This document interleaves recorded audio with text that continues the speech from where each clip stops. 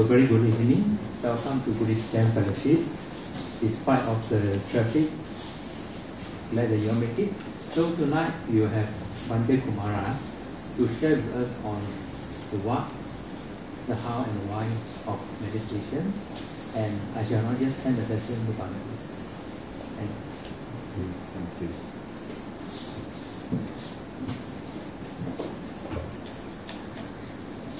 I realized that Chile keep asking me to speak on meditation and other very serious topics.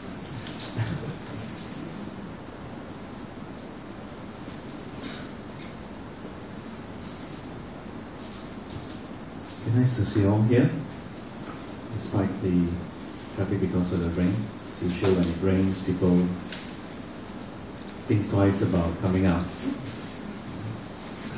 Unfortunately, on the way here, for me, it was quite clear. It wasn't a problem.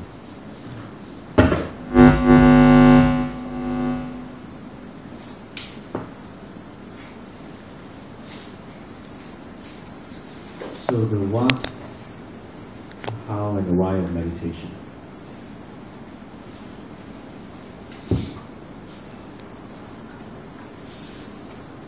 Oftentimes when we speak of meditation, we think in terms of technique or method. So you hear of the RC system, the power method, the going down technique, whatever else. That is the what. And I think most of the time people focus on this part, the what. Well, the what itself, the technique or the method, it's not a problem. But when we focus too much on this, we forget about the how and the why, which are actually more important. The technique is just a technique.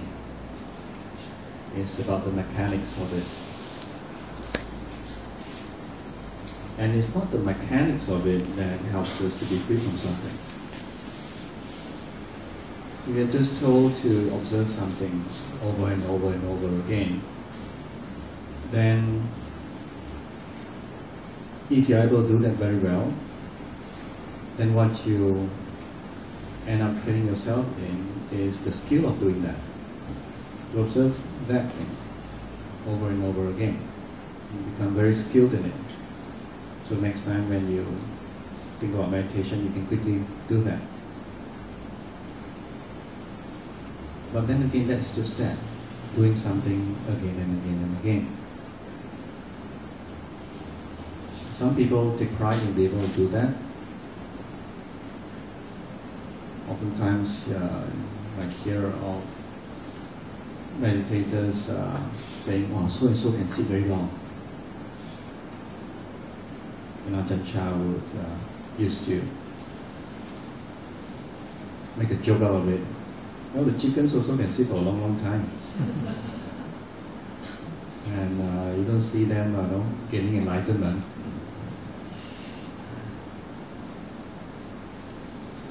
When you are very skilled in a certain technique, you can do that for a long, long time. You can sustain it. You can do that very, very well. But that doesn't mean that you are more awakened, right? During some of my retreats, almost all my retreats, I'll probably get one or two who will tell me during the discussion, "So one day, I think I'm not doing very well. I see other people, they can sit so well, sit so straight. I think I'm useless. I can't do this." Then I'll ask them, "You see them sitting so straight. Do you know what's happening in the mind? Do you know? Do you know?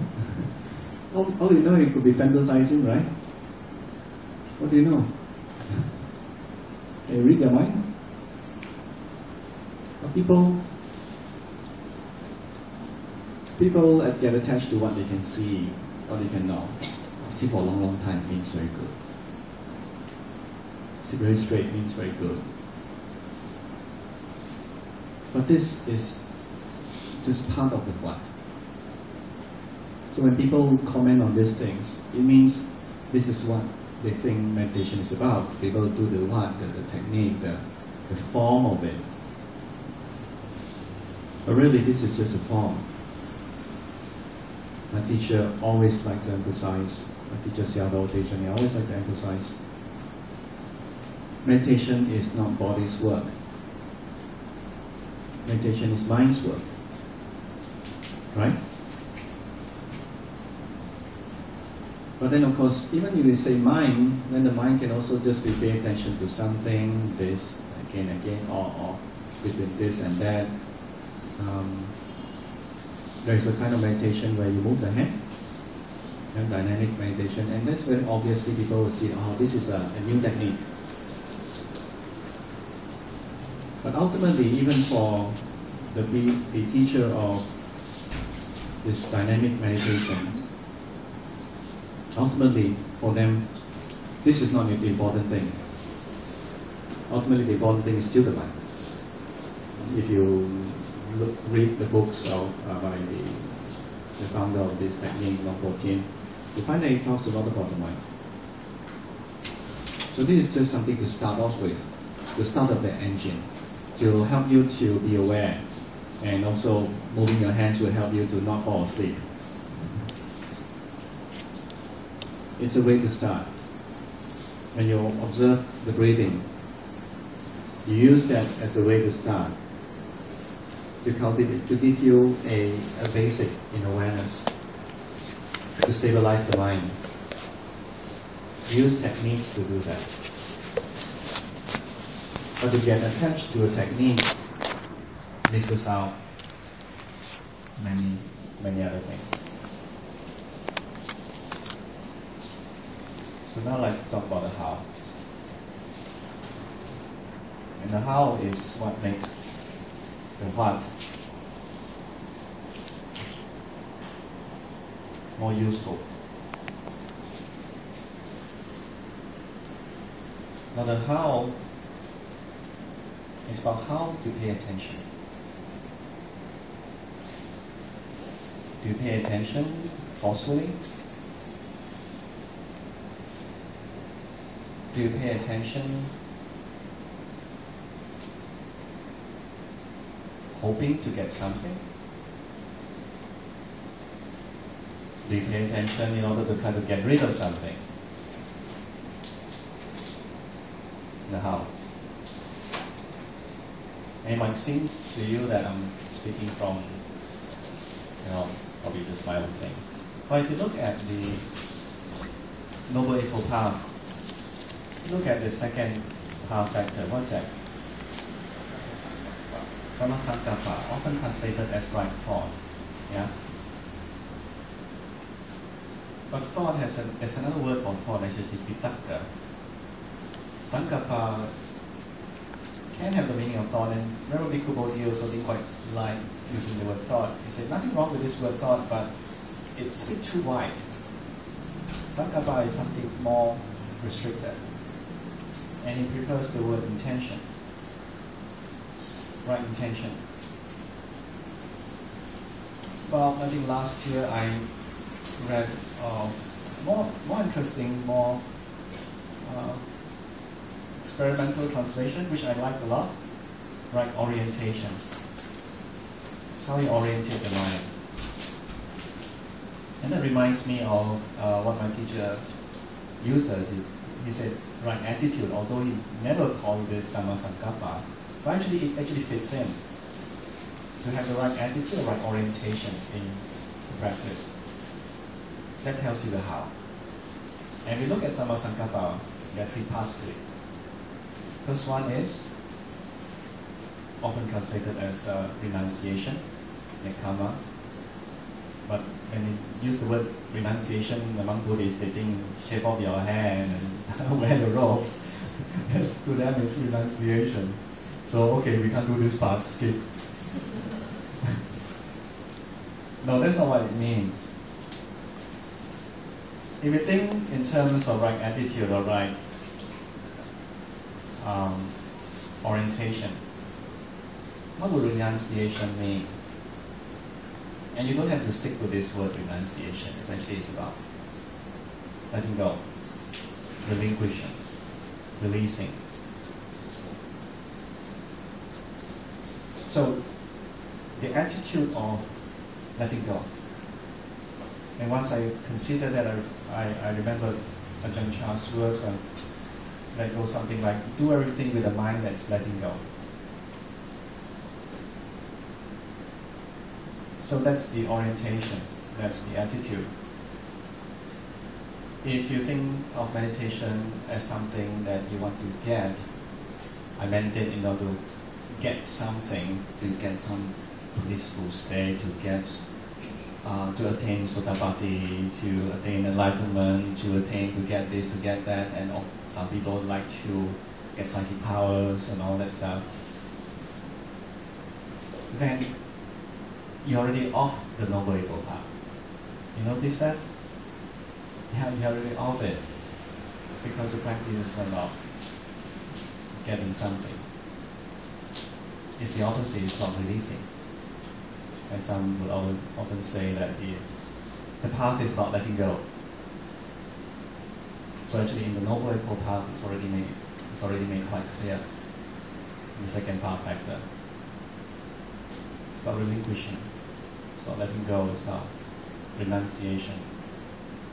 Renouncing what you like. What you like is what you meditate to get somewhere. I used to meditate like that.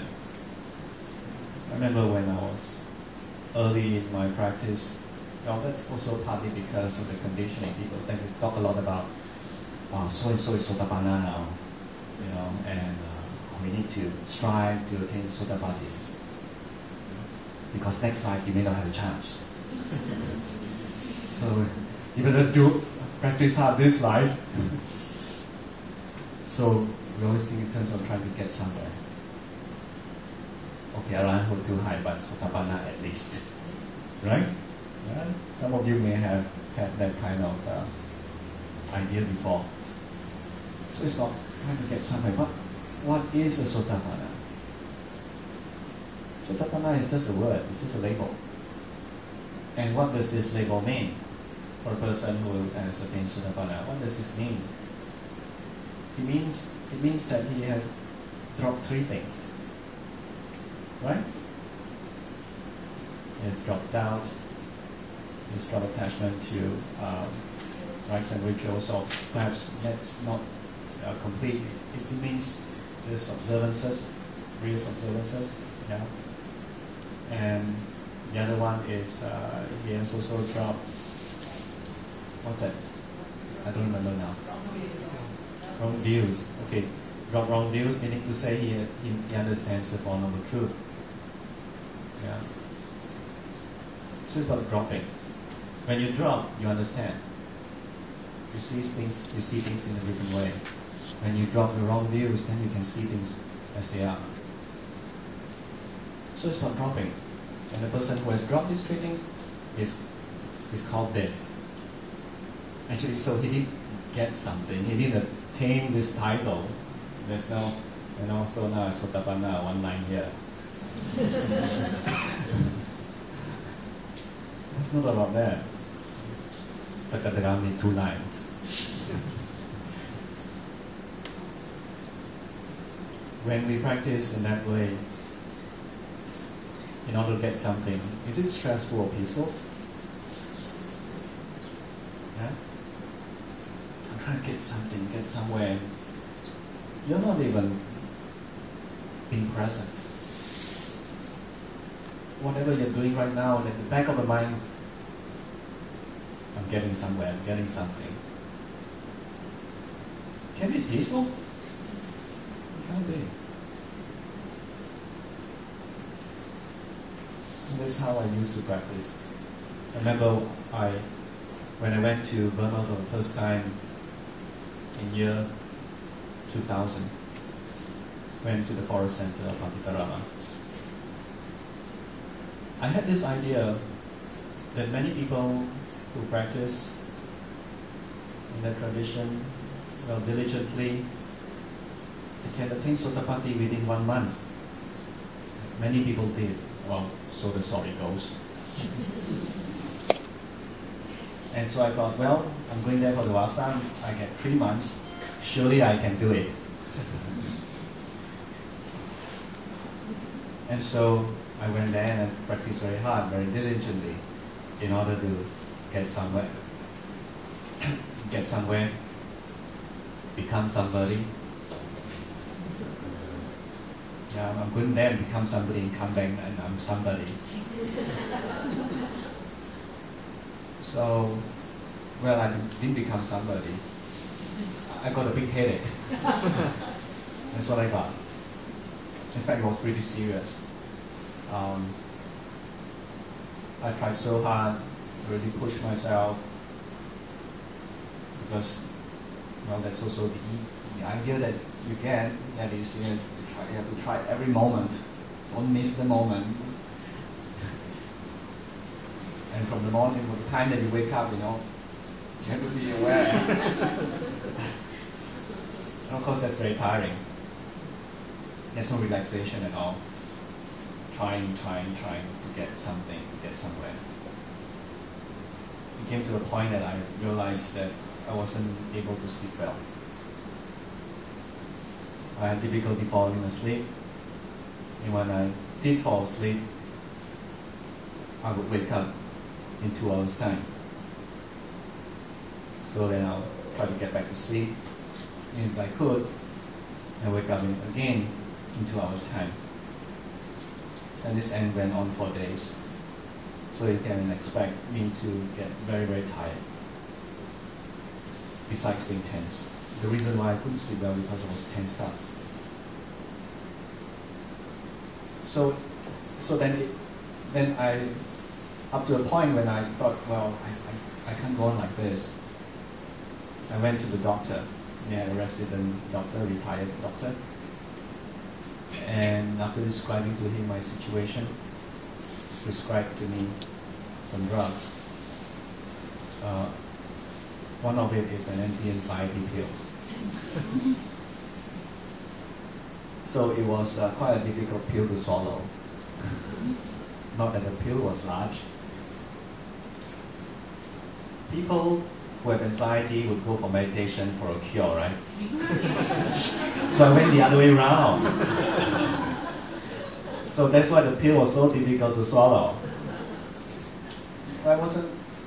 The pill was pretty small actually, and at first I was told, well, you don't have to take the whole pill, just take half of it, so it means I'm not too bad. And it worked wonders.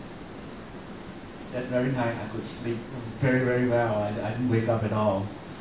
I loved it, the pill. It helped me, yeah. I don't know how whether it would work if I continue that way. Yeah, whether or not the effect would wear off, but whatever it was, I was glad I went to the doctor. But then it dawned on me that something's wrong with the way I was practicing. So I began to relax. I wasn't happy to relax still. I wasn't happy about it because I thought I was not working so hard. And once I thought I was not working so hard, I thought, well, that's it, I blew it. I blew my chance to attain Sotapanna. I remember near the end of the retreat, I even cried, not having achieved my aim to be somebody.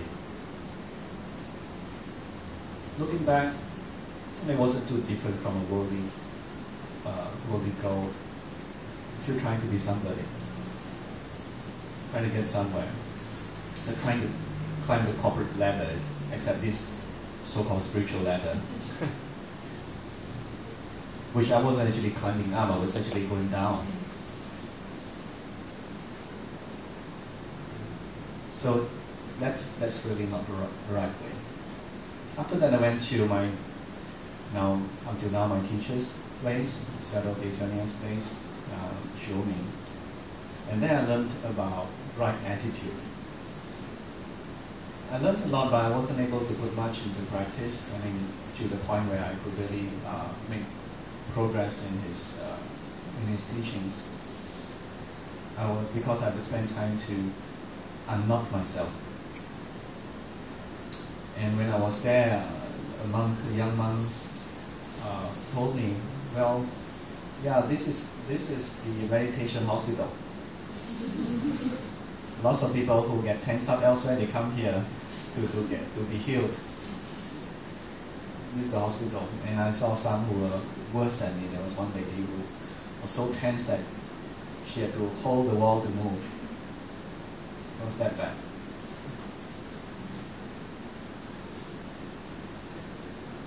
I realized that the how is very important. The attitude is very important. If you don't get it right, whatever technique, whatever you do, wouldn't be right.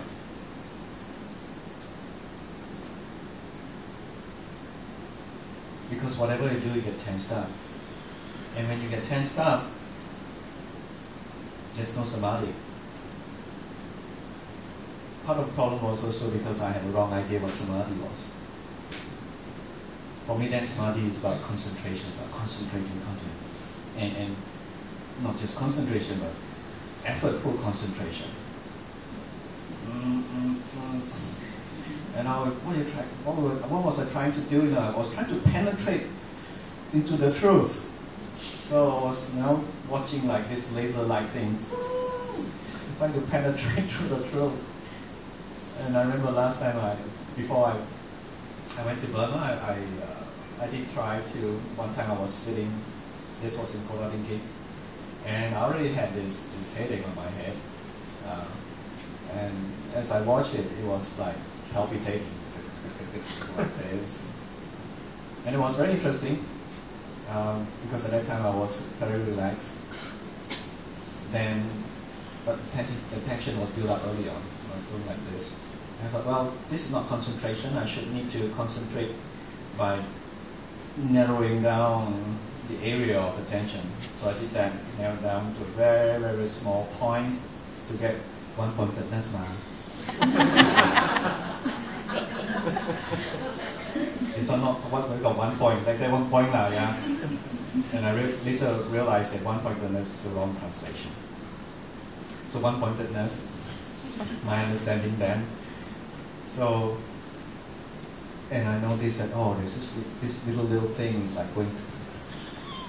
I was able to concentrate pretty well.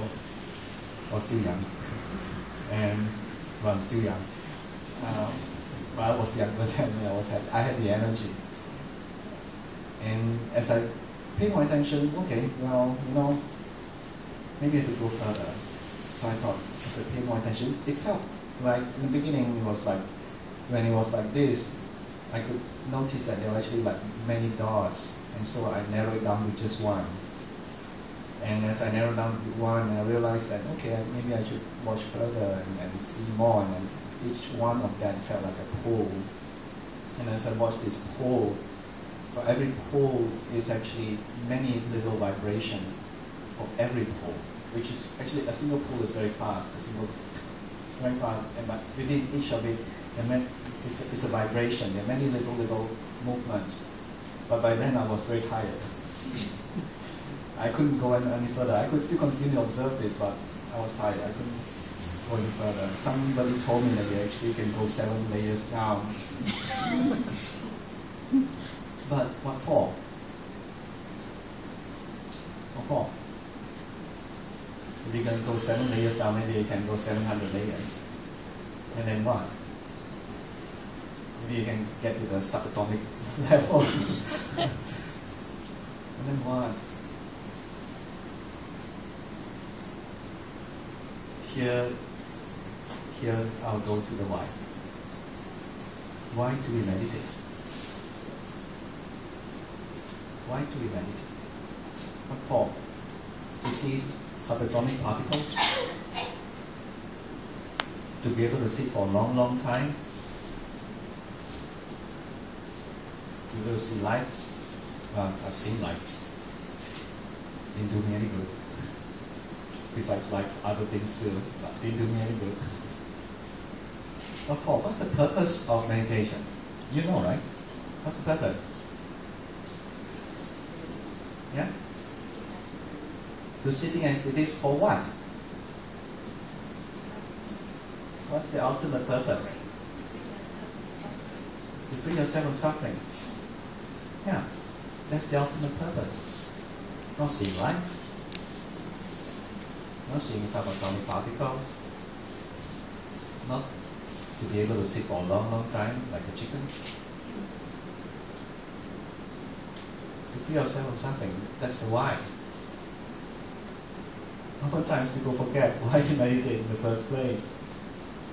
They go there and they get lost in the technique and whatever else others are doing. The purpose of it is lost. And like in my case, I went there, I didn't reduce suffering, certainly didn't free myself from it, I increased it. Obviously not going in the right direction, right?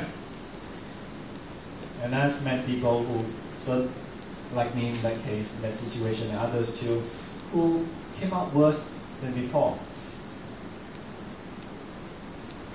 When that happens, you know there's something really wrong with the intention, the purpose, the why. Why do you go?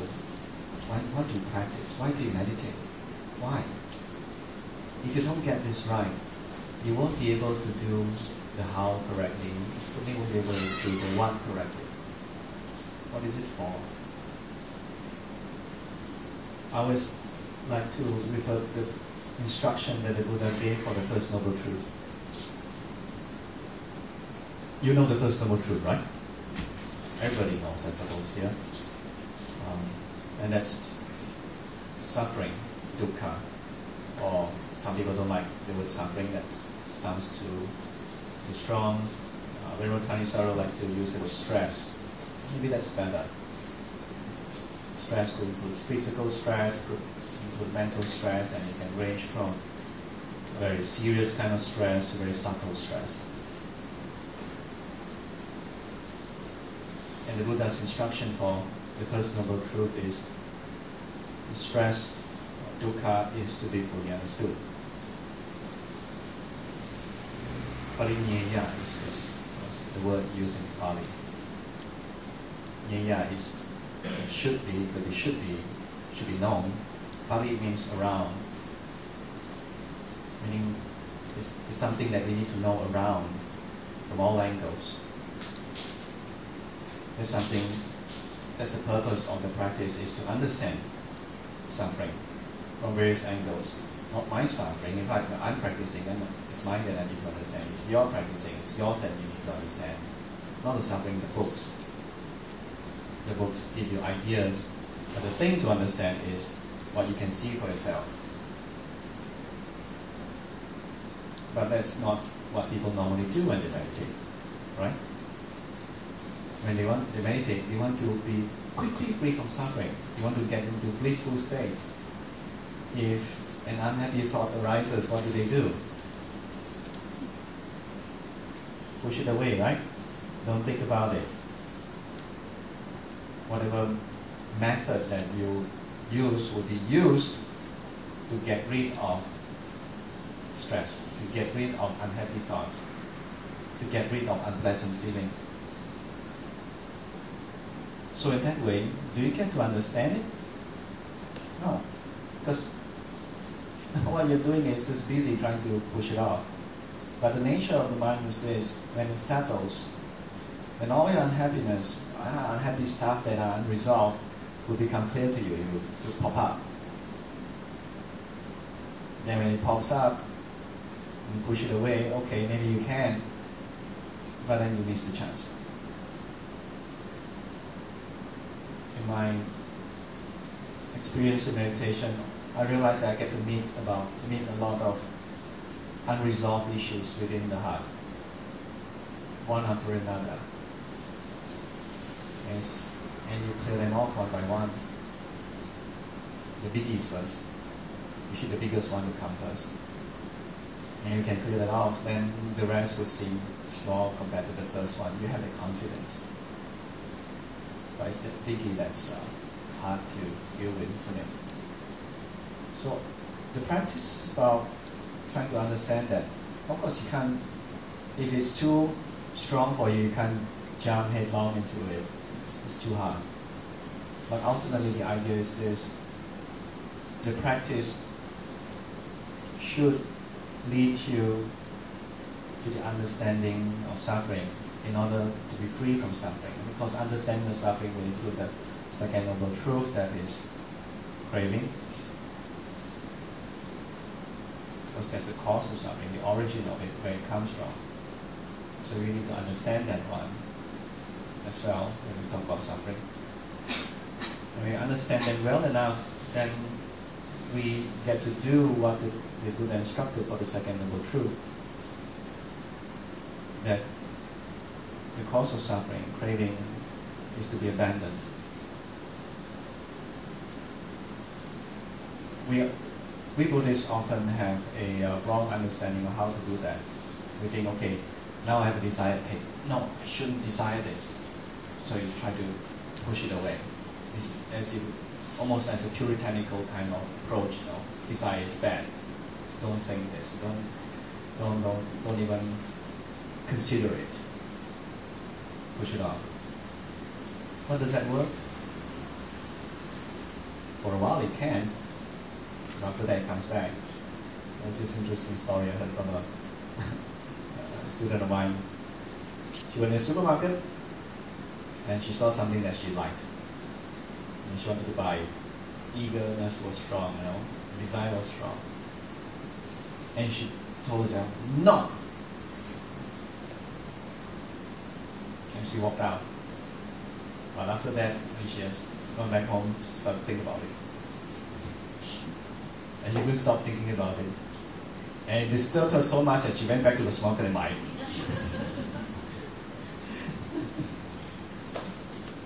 So, craving is also part of the things that need to be understood and fully understood. It's part of the thing that surrounds suffering. And when it is understood, it is abandoned, it is dropped. When suffering is fully understood. My teacher often say, you know, we don't let go. It's not our job. Our job is not to let go. Letting go is the job of wisdom. It is wisdom that lets go, not us. Our job is to cultivate our spiritual faculties, which includes wisdom. And there is enough of them. When there's enough understanding of suffering, which includes the cause of it, then letting go happens. Rather than letting go being something that we try to do. When we try to let go, we don't actually let go. We think that, you might think that we have let go of something. But actually what we do when we don't understand it yet is we cover it up. Okay, now I don't see it anymore, I don't think about it anymore, so I let go already. Many times I hear people say, oh, I let go already, I don't want to think about it anymore. Let go already. And you can tell from the expression they haven't.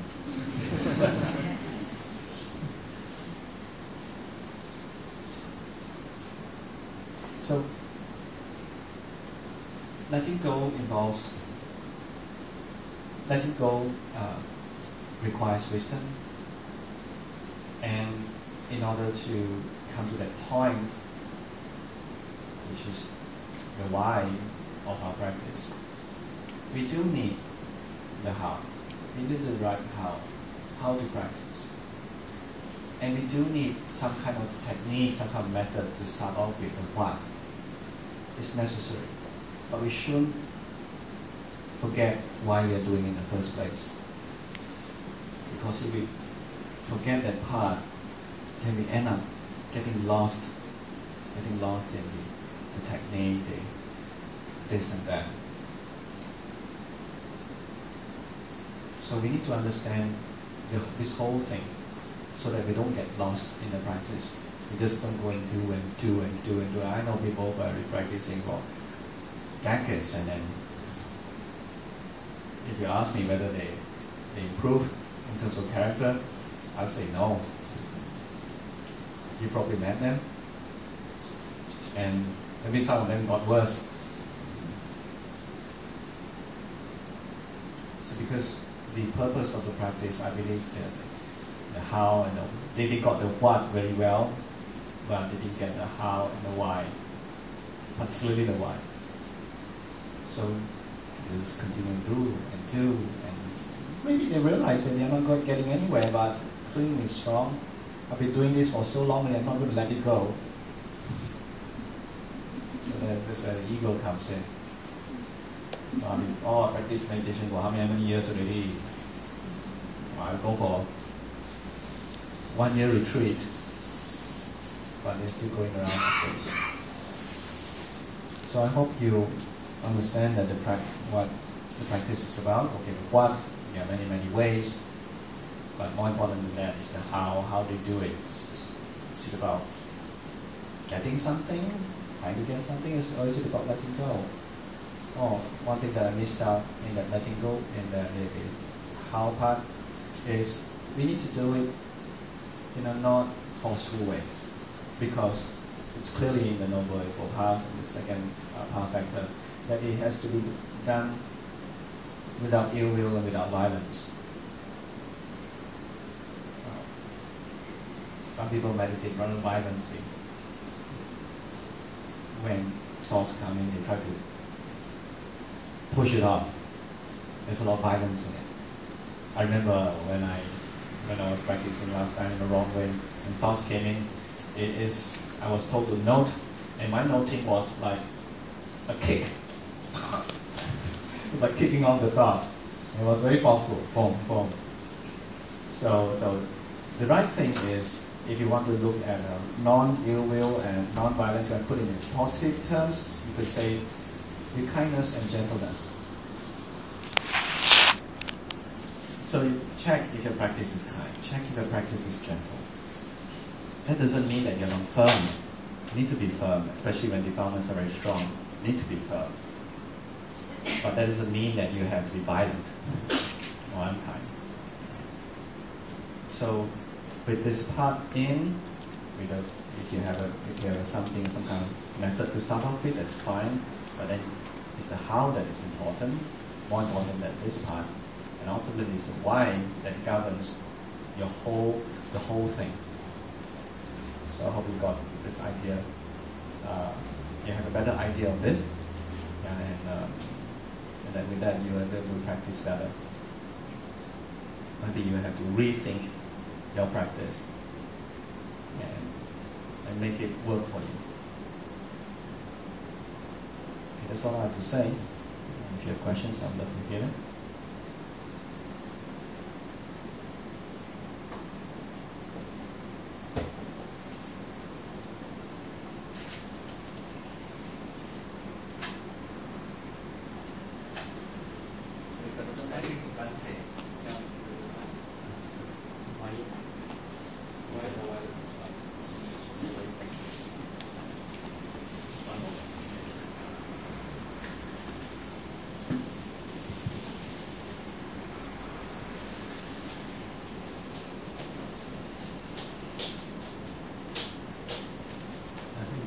In the practice of meditation, especially retreats, we tend to get a lot of information not only from our teachers but also from our fellow meditators.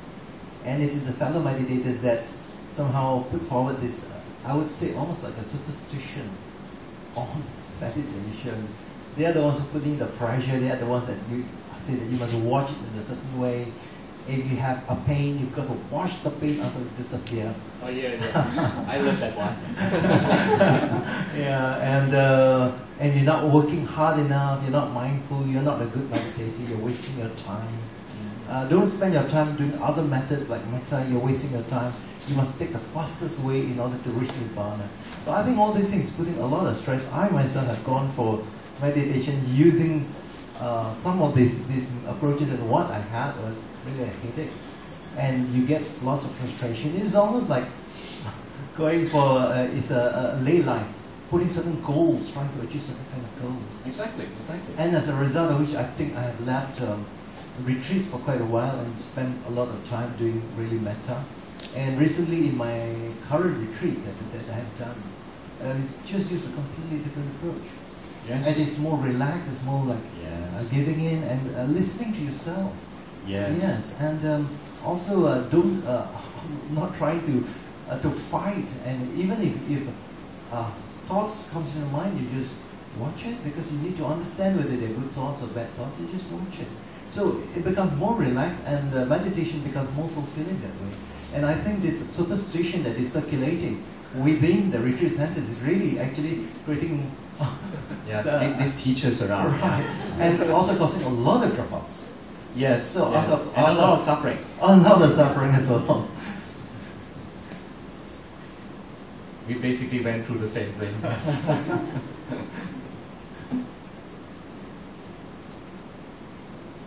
Yeah, well, I would consider the real practice, I think I can confidently say that the real practice is actually relaxing. It should be. Not that there are no unpleasant parts. Yeah, but even when things get unpleasant, it's still necessary to be relaxed. Because if you're not relaxed, just means to say that you're trying to fight with it, trying to run away from it. You're trying to do something, trying to do something to it.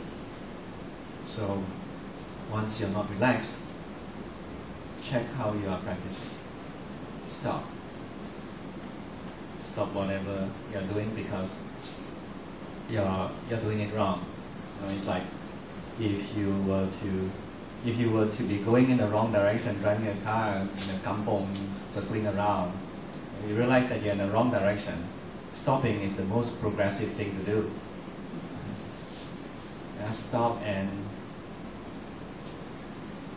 get your bearings right. Rethink. It's usually the teacher that tells us that we are doing something. Can you use the mic? You need to use the wire. Use the wire. You don't have with interference. The all is noisy. So I decided I'm not sure why. Usually the teacher that tells us that we are doing something wrong if we don't see the light that they tell us to see. Sorry, come again? Usually it's the teacher that tells us that we are doing something wrong because they told us to see the light and get the light up. Get the light up. Yeah. I told him that I'm very, very comfortable. There is hardly any disturbing thoughts coming. Basically very relaxed. Then he says to me, then you are not concentrated enough. Where is your light? I said, but if you tell me to look for the light, I will sure see the light if I can imagine You make it up now. one. I will make up one. You know? Yes. So I also told him, I said, but am I supposed to go and search for the light? Or create one? Or desire one? Then I am doing something that I don't want. Well, if you don't want to do that, then don't practice with him. You're in the wrong place. Usually it's in cases like this that I get to do my own thing. So just Some places, some Buddhist centers allow you to do your own thing. Some don't. Some are quite insistent that you can only do their method. So if that's the case, then the right thing to do is not to practice in such places, because then it wouldn't be fair to them, because that's their idea of setting up the place, that's their intention, the facilities and all set up for that particular technique. Then it wouldn't be right to go there, even if the food is good. Usually they told us to go and report because they want Yeah, and also whether or not you're doing their way. Yeah. So the fair thing to do is to go somewhere else. There are places that are quite open. They allow people to come in and practice on their own. Although that also has its downside, and anybody can come in and they might just go cuckoo there on their own.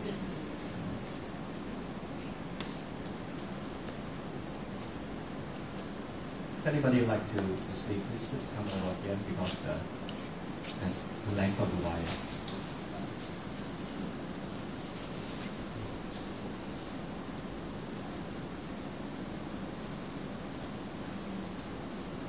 Can you advise how to, because there's so many words, so what I understand is the samatha way and the vipassana methods, how to balance between those?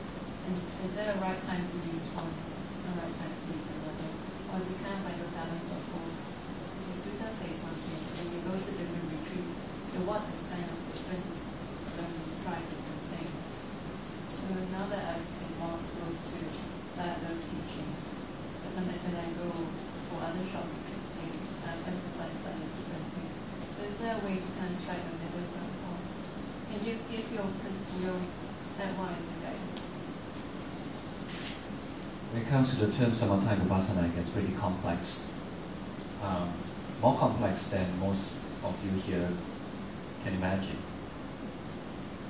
Because the way the words samatha vipassana are used these days, the meaning that is popular these days, is based on the Theravada commentaries, particularly the Visuddhivagga, path of purification.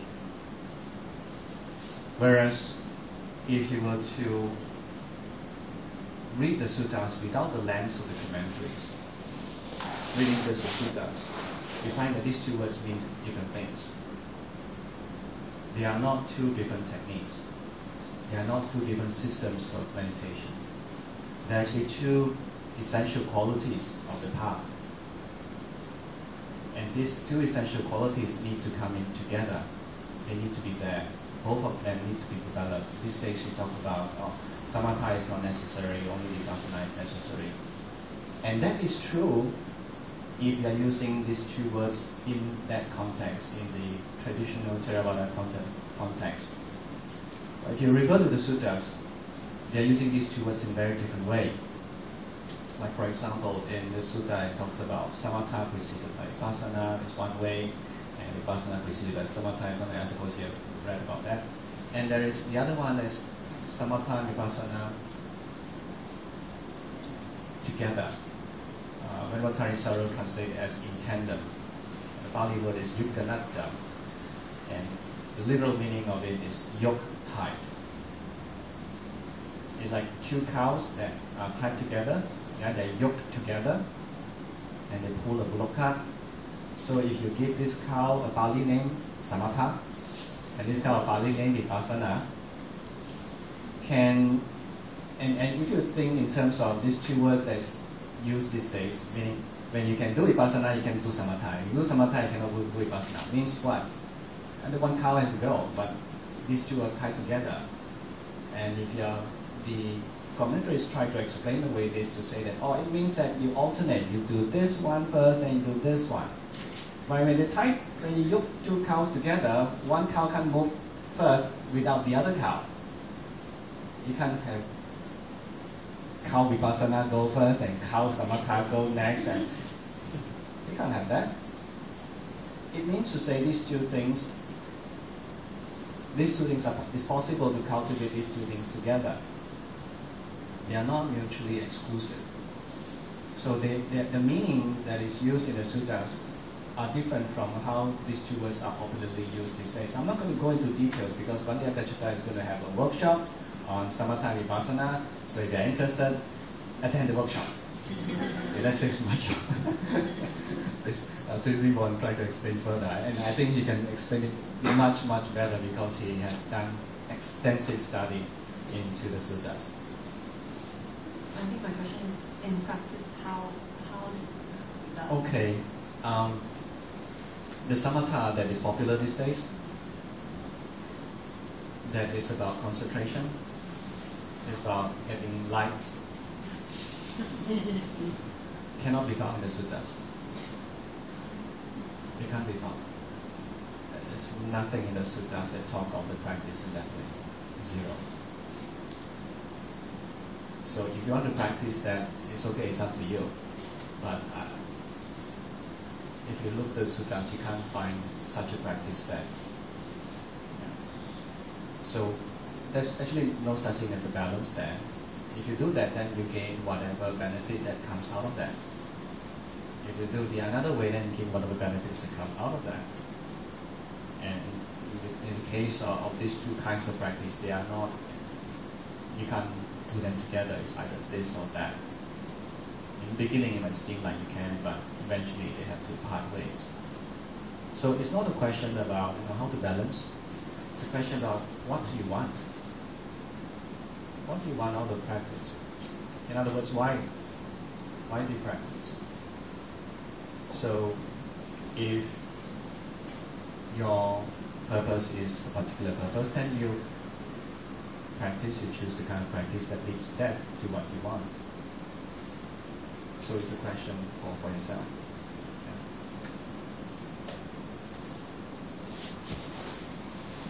This is coming. Could you elaborate a bit more about the PDF document that you wrote? I think it's called Why Slow One Beat Slow. Yes. Why one beat slow? Could you elaborate more on that, please? Okay. Thank you. One beat slow is actually translated from Chinese money pie. And you know, money pie means you're thinking money pie. Yeah. And this is what happens to a lot of people, very large number of people. After coming out from a retreat, they find that they can't think properly.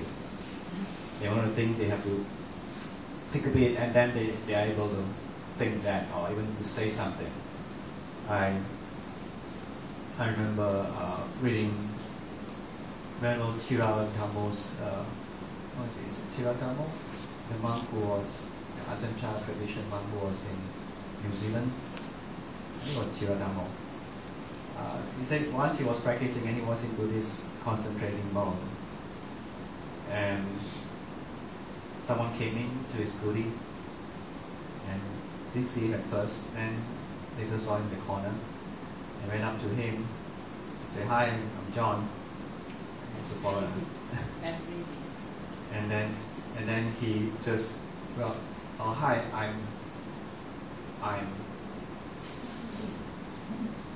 he forgot his name." Now you practice to that point, stop. Because the practice is a lot about stopping thoughts, trying to disable the thinking. In this case, it's not as the sutta where you talk about second jhana, where you have trouble with vitaka and vichara. Vitaka actually means thought. Vichara has been translated as like things like examination and evaluation. Right? Or in Thailand, vichara this think about. Or think about it. That's how they use the word. So in the second jhana is about dropping, it's about letting go of thinking because there's no need to think. The mind just don't see any need to think. And it's able to, it sees the benefit of dropping it, then it drops it. It's about dropping. Whereas the kind where you meditate until you can't think is about suppression. Is about trying not to think. So that what you do is you disable your thinking. So your thinking ability is disabled. So therefore, when you want to get the engine started again, it can't start well. It's stuck. And there are some serious cases coming out of that. Not so serious one will be going to the car with the car keys and then standing next to the car and not knowing what to do. And more serious ones would be not recognizing the traffic lights. And there was one lady who said, oh, she just found her mind a bit was a bit abnormal, and her reaction was slow. There were a few times that she almost ran into the car in front, and one time she actually hit the car. So once that happened, she realized she has to stay at home. She's a danger to herself and others in the road. And at home she started to rethink what happened to her. What's interesting to her was she began to spontaneously learn how to wash her mind. And she grew spiritually. She had a wonderful retreat at home.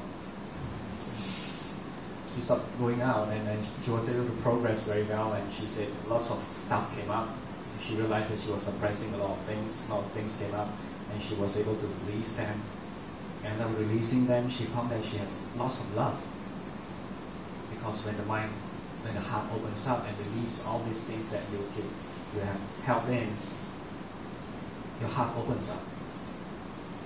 And therefore, love is natural. You don't have to say, may I be well and happy, may you be well and happy, because there's nothing blocking the heart from having love. Nothing that's holding it. There's nothing holding. When there's nothing holding the heart from loving, it loves. It's nature. So that was her experience. Well, it's a long article, yeah, but basically that's what I'm trying to address then. And later part of the article, just the most important part is to make it clear to people, drawing ideas from the suttas, quotes from the suttas, to show that meditation is not about suppressing thinking. If thinking makes you suffer, then that's something that you need to understand. Does that answer the question? Another question? Okay. I find that if I do good meditation or right meditation, when I go back, I don't have a desire to repeat it. In some ways, I think it's right. It's the right thing. There's no, like, what I would call a residue, but if I don't do the meditation, it doesn't come back. Well, of course, when you go back from a retreat, you don't expect to get back there, yeah? You know, because it's a different situation, you got more things to do and all that. An experience is just an experience. When you meditate, when you say good, you're talking about certain experiences, right? Nice experiences? Not necessarily. Just pleasant, not necessarily it doesn't have to be extreme, but there's a pleasantness in it, yeah, being free from stuff that's bothering you and all that. If you relax, your mind feels clear, yeah. But then when you go back, you got jobs to do, yeah.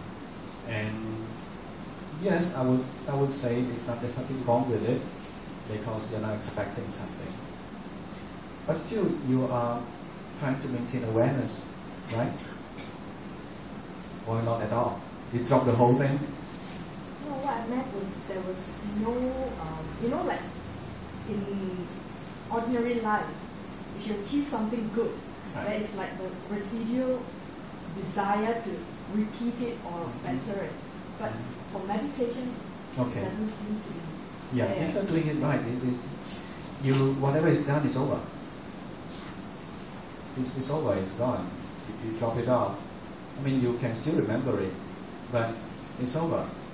You can't really repeat an experience because every experience is new. You can't really repeat anything. Yeah. It might seem like you're repeating it only because it seems the same. And if you're actually practicing meditation correctly, as you progress, even the way you practice has to change. Because what you see is already different. You're able to see things that are more refined. And when you see things that are more refined, you don't use the same way. In the beginning, you have find that you need to use a lot of personal effort. You need to arouse the effort to make sure that meditation goes. But as the momentum comes in, you're not supposed to try it anymore. You're supposed to step back. And when it comes to that, it's no longer a technique, it's no longer a method. There's no technique, no method. It's just Dharma taking its place. It's just Dharma working. And all you just step back and what you see is truth unfolding. Try to do any technique and you destroy it.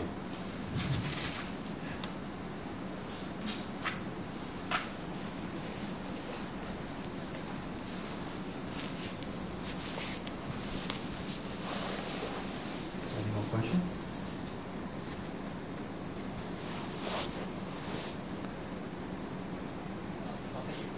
Can you use the mic?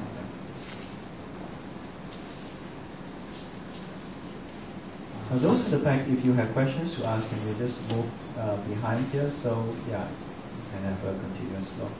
Yes, I think you mentioned just now that after that anxiety, so to speak, and you have to unlock yourself. Yeah. How do you unlock yourself? Is it physically unlocking, or you have to like do some mental? So, what is what do you do in those situations? Okay.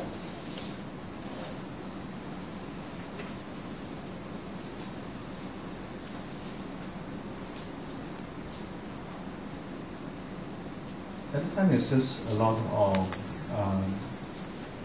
just relaxing. Actually, you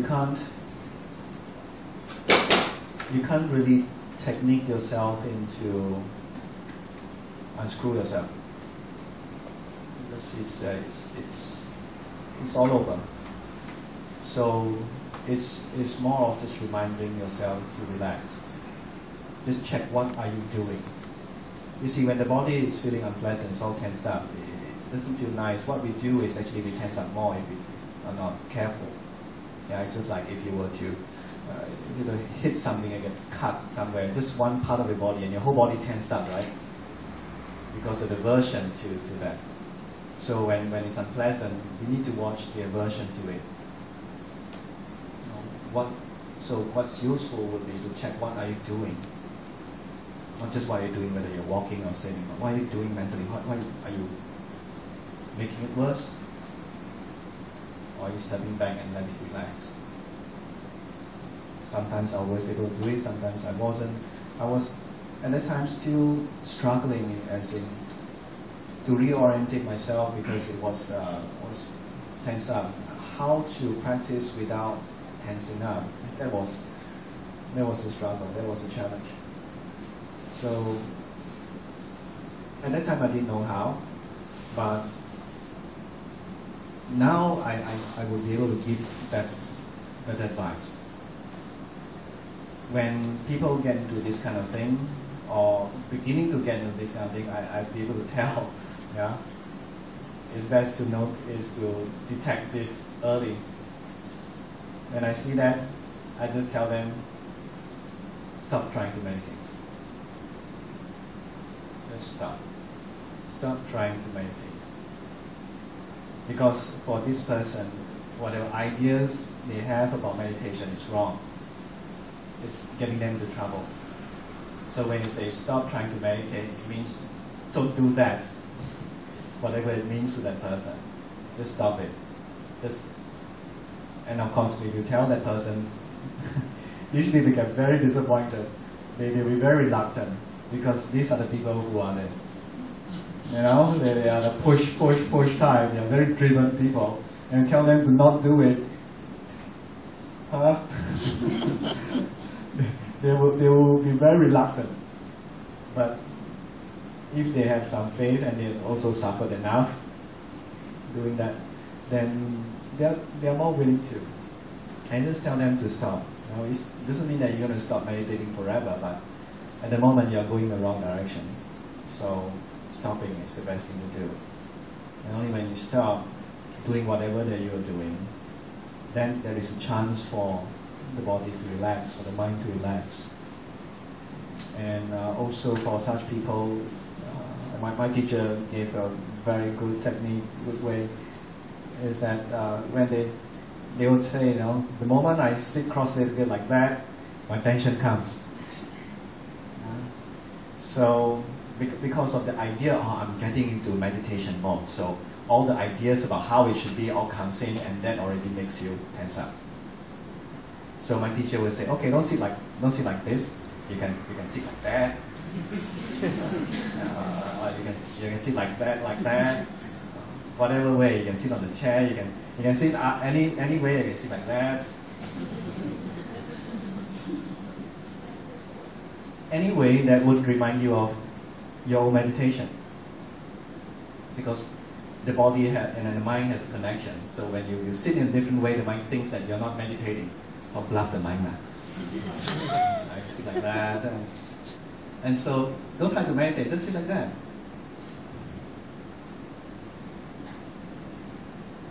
You can still be aware, right? Because meditation is not the body's work, it's the mind's work. That's what my teacher always say. So you can sit in different ways. You can walk, and you don't have to be walking like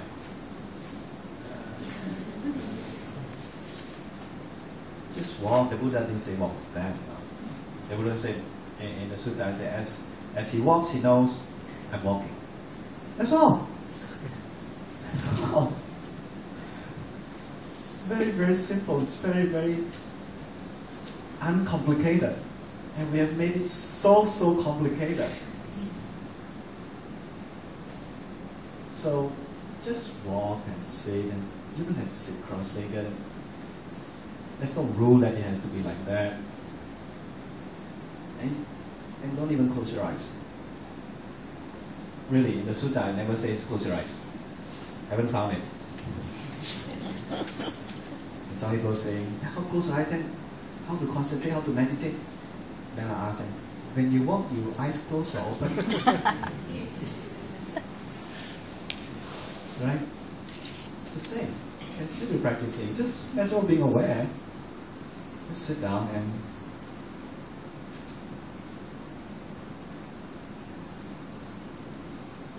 you can be moving too. You don't have to force yourself into a fixed position. That would also trigger the tension.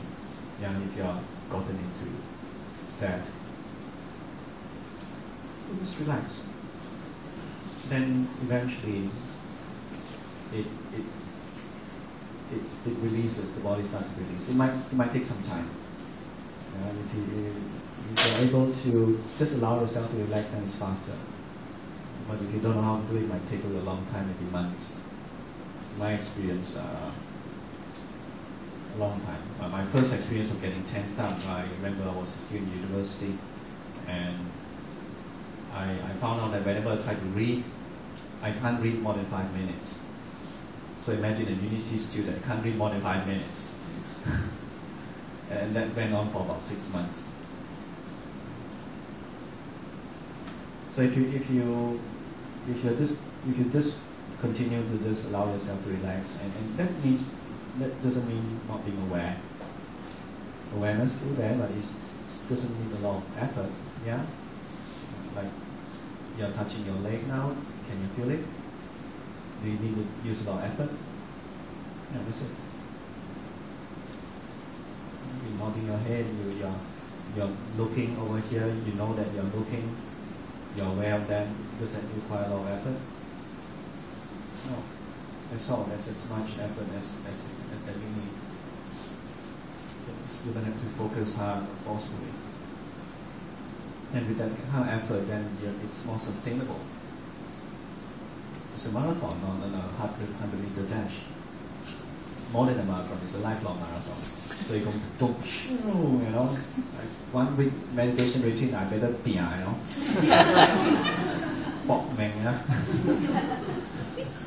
Maybe partly because of the Hokkien song, I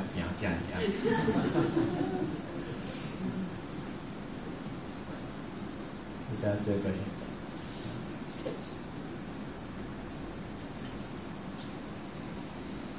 Come in. If there's anyone else who want to ask, come to the front.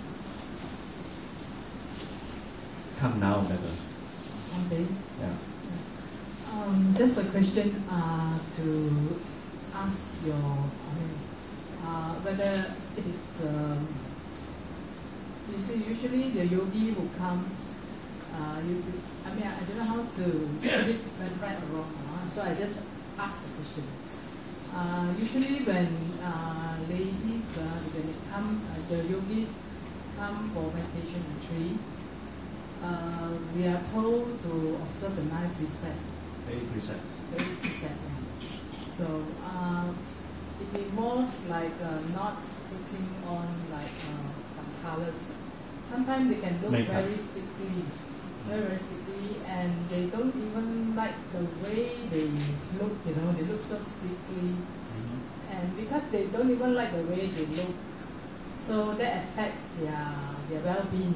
Their sense of feeling good, and put them up to the date. And so that's why they think that it is okay to observe the 8 precepts and yet look like, we beautify the house in a way so that the sense of feeling.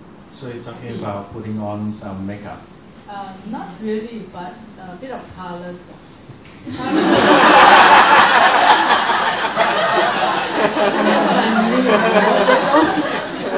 So horrible. I have personally heard about this telling me that I don't care. I just want to put on a little bit so that I feel good about it, happy about it, so that when I meet with people, I don't feel I look so ghastly. So what does Bande advise to that? Should we just come to a meditation place and dread meeting people and looking so off color and so forth?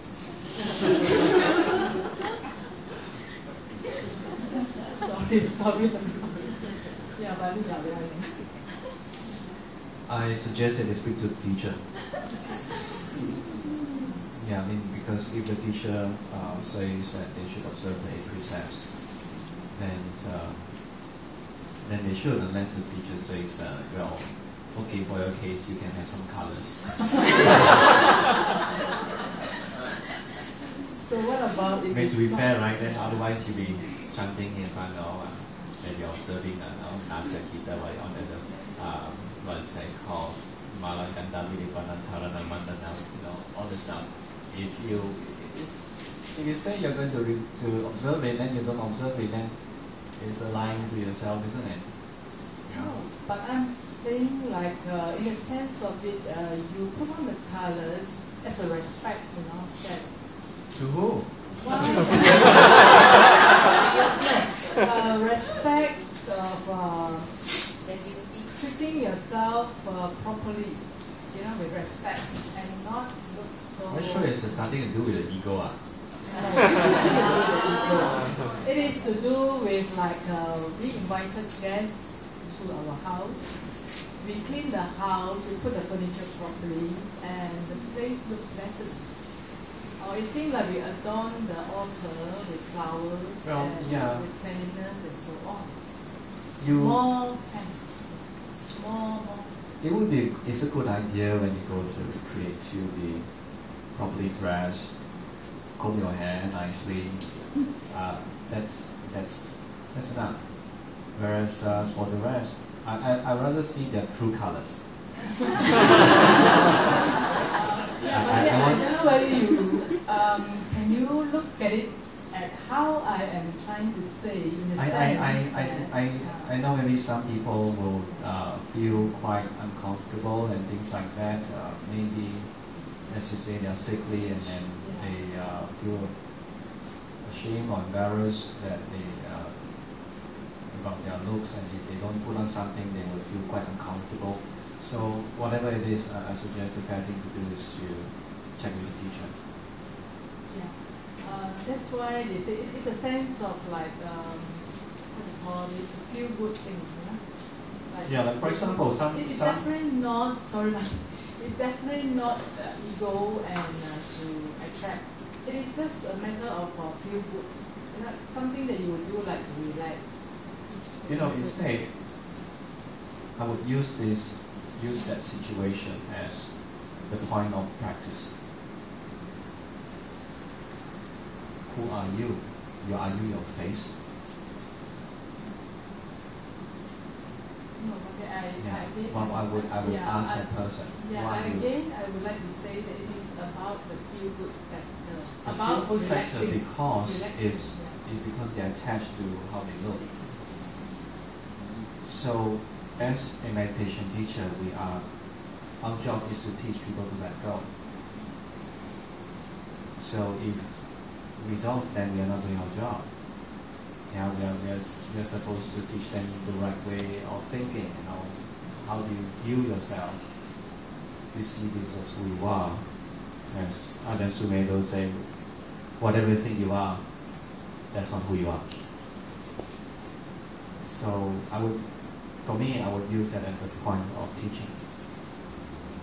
I don't know about the teacher and elsewhere. But the fair thing to do is to check with the teacher. Perhaps it wouldn't be too rigid about things. Like for example, some people come with gastric problem and they are afraid that you don't take something in the evening that they will be worse. But actually, my experience with students who have gastric, I told them, okay, you can, but try and see how it goes. And then some of them actually tried, and they found that they didn't have a problem. Because the reason for gastric is anxiety. So when you meditate, you become more relaxed, you become less anxious, and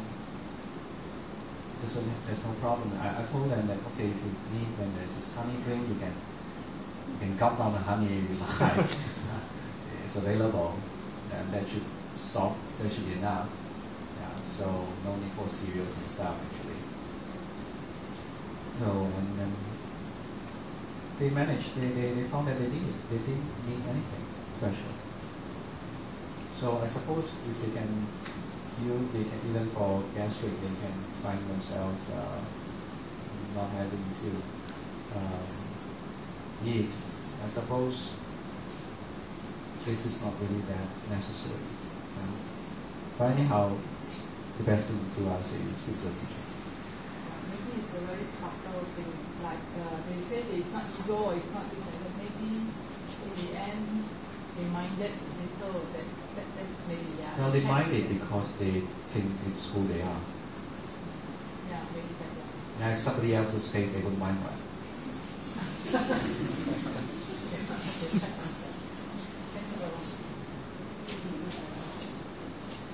You go in a retreat and you find somebody looking sickly, you don't mind that, right?